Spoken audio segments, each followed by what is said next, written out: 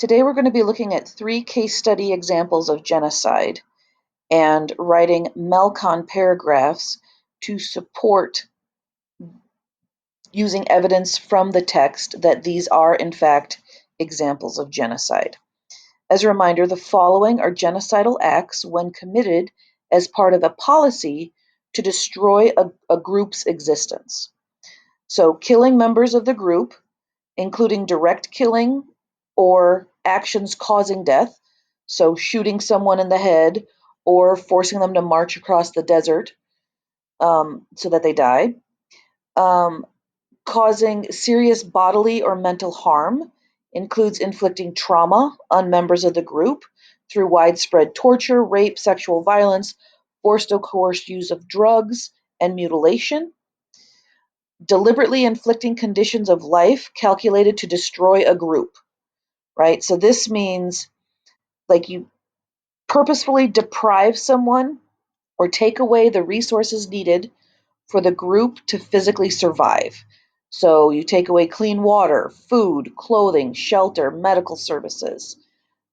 Deprivation, right, means to sustain the means to sustain life can be imposed through deprivation of the means to sustain life can be imposed through confiscation of harvests from the farmers, blockade of foodstuffs, so stopping food from getting to an area, detention in camps, whether they be work camps, concentration camps, death camps, forcible relocation or expulsion into the deserts. Again, that's that idea of those forcible death marches. Prevention of births. So this could include involuntary sterilization, meaning making it so that people can't have babies, forced abortion, prohibition of marriage, or a long-term separation of men and women intended to prevent them from having kids, forcible transfer of children to other groups. So it may be imposed by direct force or through fear of violence or duress or detention, psychological oppression, or other methods of coercion, right? So it's this idea of taking children away from their parents and raising them differently. So you could take Muslim children away from their parents and raise them as Christian so that they would no longer be Muslim, or vice versa, taking Christian children away from their parents and raising them as Muslim or Jewish or some other religion. So the Convention of Rights of the Child defines children as persons under the age of 14. So anyone under the age of 14. So the activity today, I'm going to read the paragraph out loud. You're going to follow along and highlight evidence to support whether or not Armenia was an example of genocide. The Armenian people who lived at the time in the Ottoman Empire, which later became Turkey after World War I. Then we'll discuss the MEL-Con paragraph that's already been written, and I've highlighted portions of this already for you to kind of see how this works. As a reminder, again, the MEL-Con, right, main idea sets up the paragraph in your own words. In this case, it's what we're trying to prove. So we're trying to prove that this was or was not a genocide. So that would be our main idea statement. Then you're using evidence or examples from the text. And remember, if you're quoting directly from the text, you want to put your quotes in quotation marks. Then you're going to use a link to explain what your evidence means and why it matters, or what it proves, how it proves, in this case, that it is a genocide. And we're going to have 2 pieces of evidence and 2 links in this assignment. And then your concluding statement.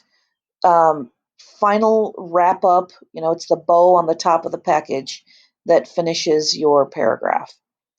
And again, we're looking for transition words or phrases to kind of organize your writing and make it so that it flows from sentence to sentence. So that's a reminder of what MEL-Con is.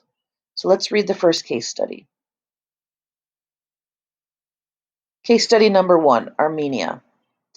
The Ottoman Empire was ruled by the Turks, who made up the majority of the population and were Muslims. Other minority ethnic groups lived in the area, including the Armenians, who were Christians. Considered inferior to the Turks, they were not offered the same rights and protections as other citizens, not allowed to participate in government, and charged special taxes. So that's the first piece of evidence that I've highlighted that I think goes along with those stages of genocide. Again, we're looking for things that provide evidence that it was a genocide. Historically, Armenian territories were scattered across the Ottoman Empire and Russia. By the early 1900s, the Ottoman Empire was declining in influence and had lost some of its territory. Groups like the Armenians pushed the weakened government for greater representation, and the Turks began to feel threatened by their increased economic wealth and power. A revolt brought by a group called the Young Turks brought a group called the Young Turks to power, and they consolidated their control over the Ottoman Empire by 1913. As World War I began, they allied themselves with Germany against Russia. Sorry, that's a typo there. Against Russia and the Allied powers. By 1915, the Young Turks feared that the Armenians would support the Russians and undermine their control, so all Armenians not in war zones were ordered to be removed. Tens of thousands of men, women, and children were marched hundreds of miles through the desert with no plan for providing food or water for them. These deportations became known as death marches because so many died of hunger, exhaustion, and brutal treatment. Other groups of Armenians were killed in concentration camps or executed on the spot. The Armenian population, which had been reported at 2 million in 1915, was reduced to 1 million by 1918. After 1918, massacres occurred on a smaller scale until 1923, by which point most of the Armenian population of the Ottoman Empire had disappeared. So we've got a couple of sections here that I previously highlighted that I think support this idea of this being a genocide. So now we look at the MEL-Con paragraph that was written about this case study. So it says here, and I've highlighted the colors to represent the main idea, evidence, link, and conclusion. Armenia was an example of genocide. This is because in the Ottoman Empire, the Armenians, who were Christian, were considered inferior and not offered the same rights and protections as other citizens under the law. This fits under stage 3 of genocide dehumanization, where certain groups are viewed as less than human and not given the same rights as other groups. That's my link to the first piece of evidence back to the main idea. Another piece of evidence is that tens of thousands of Armenians were marched through the desert without food or water to die. They were also worked to death in concentration camps. This is stage 7 of genocide extermination, where victims are put in situations where they are not expected to live, right? So if you're being sent to a death camp, or you're being worked to death, or you're being marched through the desert without food or water, nobody's expecting you to come out of that situation alive. These two examples prove that the Ottoman Empire committed genocide against the ethnic Armenians. So again, what we're doing here is we're reading the case study, we're highlighting the pieces of information that support in some way or another that we think this is a genocide, and we are then writing a MEL-Con paragraph about that case study. And remember, here are your examples, your definitions of what constitutes a genocide. Let's read case study number 2. For this one, I'm going to read the example, and what we would do if we were in class together is we would then discuss and build this paragraph together, and you would write it down on your paper. So, Case study number 2, Nazi Germany, 1933 to 1945. By 1933, Hitler was consolidating his control over Germany, and shortly thereafter began to dictate public policy based on his strong hatred of the Jewish population. He talked about the new German Empire, founded on a superior Aryan race that would rid itself of inferior influences. Well, this sounds like dehumanization to me, right? This idea that one race is more powerful or more superior than another. Germans were encouraged to boycott Jewish businesses, and Jews were no longer allowed to participate in government or work in journalism, radio, or theater. Restrictions on Jewish school attendance, pet ownership, and the practice of law and medicine followed. In 1935, the Nuremberg laws made it illegal for Jews and Aryans to marry or have sexual relationships. Okay, so that's definitely this idea of not allowing them to be married, in theory, not have families. Kristallnacht, or Night of the Broken Glass, in 1938, the removal of Jewish population, um, uh, the removal of the Jewish population to segregated ghettos in Poland in 1940, and finally the opening of concentration and death camps in German-held territory in Europe by 1941, sealed the fate of many European Jews. So we know that Kristallnacht was the start of the Holocaust, right? The start of the active violence, organized violence against the Jewish population. Then they were sent off to ghettos in Poland in 1940, and finally the concentration and death camps were opened in 1941. So these are 3 different examples of how, over the course of a few years, the things were escalating against the Jews. The ultimate plan of the German government was to get rid of the entire Jewish population of Europe. Many Jews were shot, gassed, and worked to death. Their bodies were dumped into mass graves or burned up. It is estimated that about 6 million Jews were killed in total. So this whole section here is, again, just further evidence of the ultimate plan of the German government was to get rid of the entire Jewish population, right? And how did they do it? They were shot, gassed, and worked to death. Um, and eventually their bodies were dumped into mass graves or burned in the crematoriums, and 6 million Jews were killed.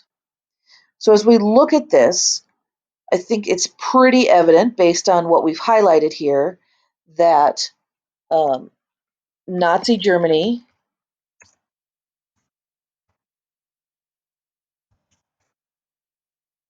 committed genocide against the Jews, right? So that's our main idea statement. Nazi Germany committed genocide against the Jews. Now, what's one piece of evidence? Well, we could say that they felt that they were superior, right? That's an example of dehumanization, or making someone less than. We could say, we could use the Nuremberg laws, for example, making it illegal for Jews to marry or have sexual relationships, right? So why don't we use that one? Because that also goes along with stage 4 of organization. So let's see. I'm going to take this quote right here. I'm going to put it down as my piece of evidence, and I'm going to put a quotation mark by it, and I'm going to remove the highlight. Oops, there we go. Get my quotation marks right. So in 1935, the Nuremberg laws made it illegal for Jews and Aryans to marry or to have sexual relationships. So what is this? Why is this support this idea of genocide? Well, we know that organization was this idea of keeping groups apart, right? We had to separate the people. So I'm going to say this is an example of stage 4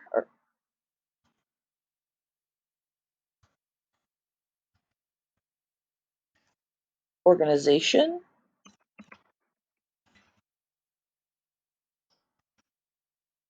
because Jews were kept separate from the rest of the population.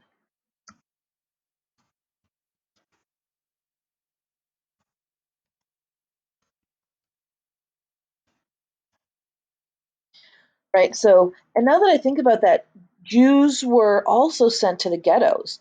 So I think I'm going to add that to my evidence, right?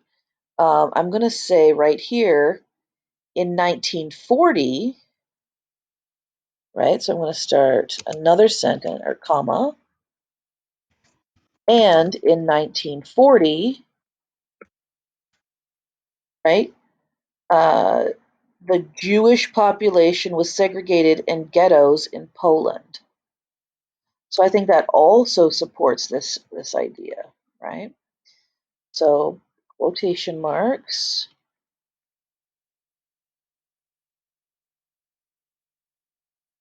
Let's take that highlight off of there. All right. The Jewish population was segregated in ghettos in Poland. All right. So that's my quote, right? And now I'm saying because the Jews were kept separate from the rest of the population. Okay, so this is an example of stage 4 of genocide organization because Jews were kept separate from the rest of the population. That's good enough. All right, another piece of evidence that supports that this was genocide. Well, I think the fact that, right, the ultimate plan of the German government was to get rid of the entire Jewish population of Europe, and that in the end, 6 million Jews were killed in total. That is like right there. Like that's the definition of genocide, right?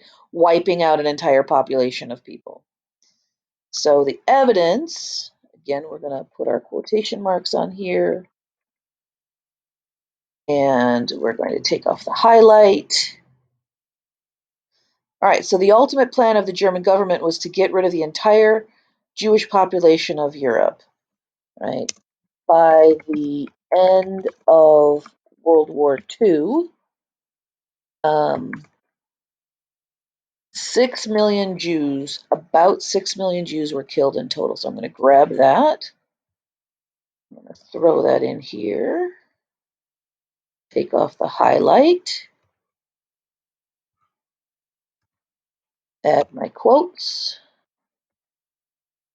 Make sure I'm capitalizing things correctly. So by the end of World War II, about 6 million Jews were killed in total. Okay, so how do I link that back to my main idea? Well, that's pretty much the definition of extermination, right? So I'm going to say this fits the this fits under stage 7 of genocide,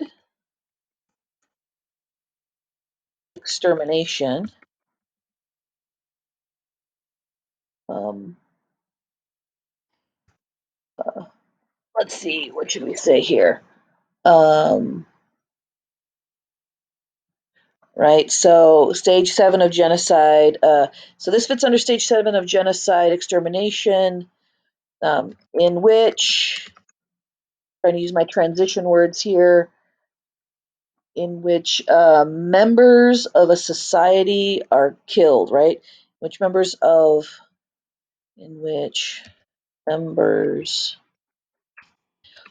a group, society are killed, right? All right, so in conclusion, what are we going to say to conclude this, to wrap this up? Pretty straightforward, is just, right, that these two examples prove that Nazi Germany committed genocide against the Jews, right? Because that's our main idea statement up here, was that Nazi Germany committed genocide against the Jews. So I'm going to say here, these two examples prove that Nazi Germany committed genocide against the Jews. And we are done writing our MEL-Con paragraph. Again, all we did was read the case study, highlight the things that stood out with regards to the definitions of genocide, the 8 stages of genocide, and then we broke that down into a final paragraph. So our paragraph says, Nazi Germany committed genocide against the Jews. In 1935, the Nuremberg laws made it illegal for Jews and Aryans to marry or to have sexual relationships. And in 1940, the Jewish population was segregated in ghettos in Poland. This is an example of stage 4 genocide organization because Jews were kept separate from the rest of the population. Quote, the ultimate plan of the German government was to get rid of the entire Jewish population of Europe. By the end of World War II, about 6 million Jews were killed in total. This fits under stage 7 of genocide, extermination, in which members of a group or society are killed. These two examples prove that Nazi Germany committed genocide against the Jews. Very simple, straightforward. So now we're going to go on to one that you are going to do on your own. So I'm going to read this paragraph to you. And while I read, I want you to highlight on your own papers or on your own digital copy of this text what stands out to you as evidence of genocide. And then you're going to write your own MEL-Con paragraph using your main idea, your 2 pieces of evidence, 2 links, and a conclusion. So here's our case study on Rwanda from 1994.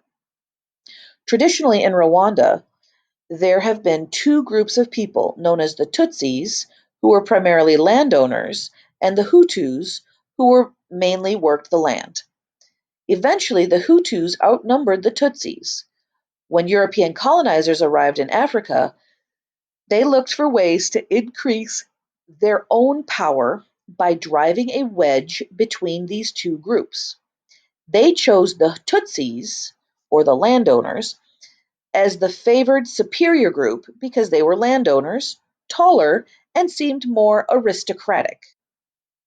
In 1956, the Hutus made a bid to take over Rwanda from the Europeans, but they did not gain full control until 1959. They then began to take away Tutsi-held land. Many Tutsis left Rwanda for neighboring countries, where they formed a resistance movement. Rwanda gained its independence in 1962, but conflicts between Hutus and Tutsis continued on and off until the early 1990s. In April 1994, the plane carrying the Rwandan president was shot down. Hutu leaders saw this as an opportunity to get rid of the Tutsi population. Through radio and propaganda, they blamed the Tutsis for the president's death and encouraged the Hutu population to wipe out the Tutsis. The civilian Hutu population and trained death squads were sent out to round up all the Tutsis, killing many of them with machetes. Civilian Hutus were responsible for killing their neighbors or members of their own family who were considered to be members of the Tutsi group. Military professionals mowed down groups of Tutsis and left their bodies in the streets. It is estimated that at least 500,000 were killed, with some estimates ranging up to 1 million. So your task at this time is to highlight the text of the evidence that supports the idea that this was in fact a genocide, and then you're going to come down here and you're going to write your main idea or claim statement. You're going to put in your piece of evidence. You're going to type your link that explains how your evidence supports the main idea. And then you're going to write your second piece of evidence with your second link. And then you're going to write your concluding statement, which kind of restates the main idea and wraps it all up in a nice little bow. If you have any questions, feel free to reach out. We will be discussing this in a noon Zoom. Or you're welcome to email, text, or give me a call at any time. Good luck.